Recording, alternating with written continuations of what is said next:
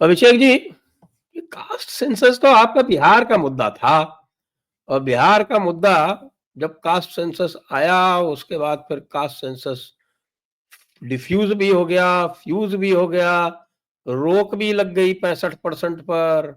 Supreme court ने उसके ऊपर मोहर भी लगा दी और सब होने के बाद तो ठंडा पड़ा हुआ था। लोग कह रहे हैं कि साहब ये कास्ट सेंसस बिहार इलेक्शन की वजह से हुआ। मेरे कुछ समझ में नहीं आ रहा, मैं कंफ्यूज हूँ। कल मैंने एक शेर बोला था कि अगर अजाब आना ही है तो मेरे सर से गुजर जाए, पता तो चले कि मेरी किश्ती में कितना दम है। तब तक इंडियन एक्सप्रेस का वाह वो वाह वाह वाह वाह वाह। तब तक वो इंडियन एक्सप्रेस का वो आर्टिकल आ गया जिसमें 1931 के कास्ट सेंसस का जिक्र हो गया, जिसमें कहा गया कि ब्राह्मणों का सबसे ज्यादा इस देश में प्रतिशत है जनसंख्या। आ, भारत की राजनीति मुझे मंडल कमीशन और उस वक्त कैसे बदली, क्या बदली और कैसे पॉपुलेशन काउंट किया गया, रिजर्वेशन के पीछे क्या क्या तर्क दिए गए, उस वक्त कम से कम मैं पैदा नहीं हुआ था तो मुझे नहीं पता।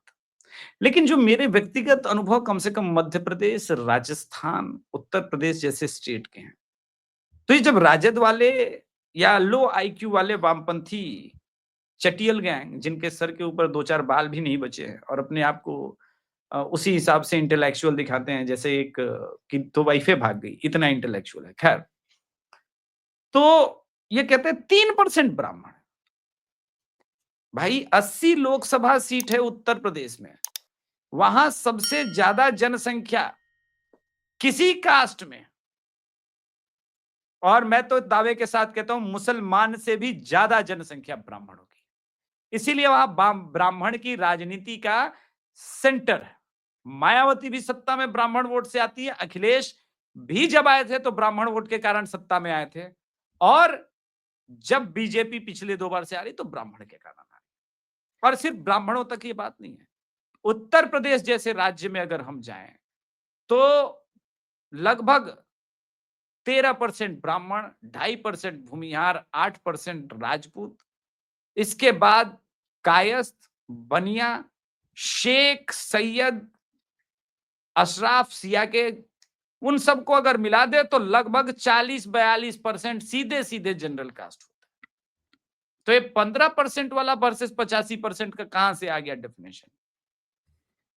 पहले तो इन मंदबुद्धियों से हम ये पूछना चाहते हैं। चलिए बिहार में भी चले जाते हैं। 4% ब्राह्मण है, 5% भूमिहार, 5% राजपूत, इसी प्रकार से अशराफ वर्ग के भी है, उसके अलावा कायस्थ है। ये सब भी मिलाएंगे तो मिनिमम जाते जाते 20%। लेकिन ये 4% का आंकड़ा ही तो खेल है। मैं बार बार कहता हूं क्योंकि मेरा ग्राउंड रिपोर्ट कुछ और कहता है। मुसलमानों को हद से ज्यादा अधिक बचाया जा रहा है और हमारी जनसंख्या लगातार कम बताई जा रही है। सारा खेल इंटेंशन का है। कांग्रेस इंटेंशनली हमारी जनसंख्या को सप्रेस करना चाहती है और किसी और का ज्यादा दिखाना चाहती है।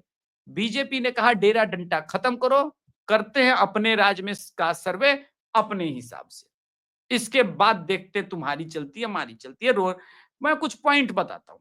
2015 में मोहन भागवत बिहार में आए, उन्होंने कहा कि भाई आरक्षण में संशोधन होना चाहिए, एग्जैक्टली यही समीक्षा होनी चाहिए आरक्षण की। इतना बवाल हुआ कि बिहार में एनडीए सरकार बुरी तरह से पराजित, लालू यादव ने ऑफ कोर्स इनकैश किया। अब वो वाली आरएसएस जो मानी जाती है आरक्षण में संशोधन के लिए और इसके लिए, उसके नेतृत्व में जब कास्ट सेंसस होगा तो प्रो लालू होगा या प्रो आरएसएस होगा। इसीलिए मैंने वो पहला शेर यूज किया था कि गुजर जाने देते हैं, हो जाने देते हैं, डेरा डंडा खत्म। क्योंकि ये एक ऐसा हो गया था इनएविटेबल कि आज नहीं तो कल, नहीं तो 5 साल बाद आपको कराना पड़ता। इस देश में अब कुछ लोगों ने मान लिया था कि हिंदू नहीं तोड़ सकते, तो इसके नाम पर इतनी अराजकता हम पूरे देश में फैला देंगे कि विवश करा देंगे, तभी वो कॉन्फिडेंस है। तो आई बिलीव पर्सनली, ये मेरा व्यक्तिगत मत, कई लोग मुझे गाली दे सकते हैं, कई लोग ऐतराज कर सकते हैं, कई लोग समर्थन भी दे सकते हैं। मेरा व्यक्तिगत रूप से मानना है कि भाई कास्ट सेंसस तो होना ही चाहिए, हमारे पास डेटा होना ही चाहिए। लेकिन कल 2 इंपॉर्टेंट बातें एनडीए के घटक दलों ने बोली। पहली बात, चिराग पासवान ने बोली कि कास्ट सेंसस हो, लेकिन ये आंकड़े सरकार अपने पास रखे ताकि समाज ना विभाजित हो। और दूसरी बात बोली नीतीश कुमार ने कि कास्ट सेंसस हो, और जो ये ईबीसी और क्रीमी लेयर और ओबीसी की जो हमने बिहार में स्टार्ट की है वो पूरे देश में, और इसको ठीक ढंग से किया जाए, यानी बिहार में भी ठीक ढंग से नहीं इंप्लीमेंट है। Very good. अब ये दोनों स्टेटमेंट को अगर मैं देखूं तो सीधे सीधे रोहिणी कमीशन की तरफ इशारा करते हैं। 2015 में संघ प्रमुख का बयान होता है, 2017 में दिल्ली की जस्टिस रोहिणी के नेतृत्व में 3 रिटायर्ड जजेस की बेंच बैठती है और पूरा अपना डेटा वेटा निकाल करके रोहिणी कमीशन की सिफारिशें बोलती है। वो आज तक टेबल पे पड़ी है, लागू हो नहीं पा रही है। क्यों नहीं हो पा रही है? क्योंकि किसी में इतना दम नहीं है जो दबंग कास्ट है उत्तर प्रदेश या बिहार में, जो रिजर्वेशन के ऊपर कुंडली मार के बैठे हैं, उनको हटा के बाकी ओबीसी के लोगों को न्याय दे सके। तो ये दम तो मैं मानता हूं किसी एक आदमी में ही हो सकता है, वो मोदी। तो वो होगा, वो भी इनएविटेबल है सर, हो के रहेगा, मैं गारंटी दे रहा हूं। और जो मैंने पहले बिहार की जो जनसंख्या आई है उसमें क्या फिगर्स आए? बिहार की जनसंख्या आई थी सर, उसमें एक कास्ट है जो अपने आप को डोमिनेंट कहता है, उसको सीधे सीधे यादव लिख करके 14% कह दिया गया। ये फैक्चुअली इनकरेक्ट है। यादव कैसे होता है? अहीर होता है, ग्वाला होता है, गडेरिया होता है। उसको डिवाइड करेंगे तो कोई 3% बैठेगा, कोई 5% बैठेगा, और उन सबका रिप्रेजेंटेशन वैसे नहीं है। तो रिप्रेजेंटेशन में आप क्या कर रहे हैं? 60 सीट पर यादव को खड़ा कर रहे हैं, तो ओबीसी का रिप्रेजेंटेशन मिला कहां?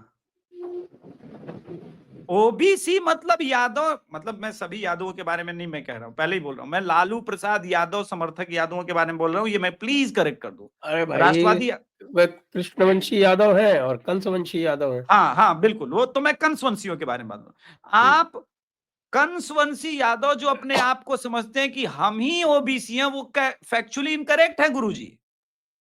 आप ओबीसी नहीं है, आप ओबीसी के अंदर आने वाली एक जाति हैं। दूसरा, इसमें क्या खेल चल रहा है कर्नाटका और तेलंगाना में, जिस कारण से मुझे लगता है कि मोदी सरकार और भयभीत हुई। कर्नाटका और तेलंगाना में जिस प्रकार से मुसलमानों को ओबीसी के अंदर घुसा करके ये सभी ओबीसी के लोगों का आरक्षण मारने का ये जो नया चाल शुरू किया, नया खेल शुरू किया, ये तो सिर्फ ओबीसी के ही नहीं, ये पूरे देश के लोगों के अधिकार मार लेता है।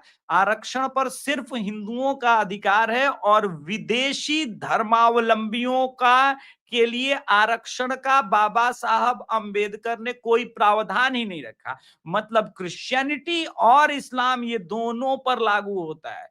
इसीलिए अभी हाल में तेलंगाना हाई कोर्ट ने भी जजमेंट दिया कि भैया शेड्यूल कास्ट के लोग अगर अपना नाम एल्बर्ट डिसूजा रख चुके हैं अभिजीत अय्यर मित्रा की जगह, तो उसको आरक्षण नहीं मिलेगा।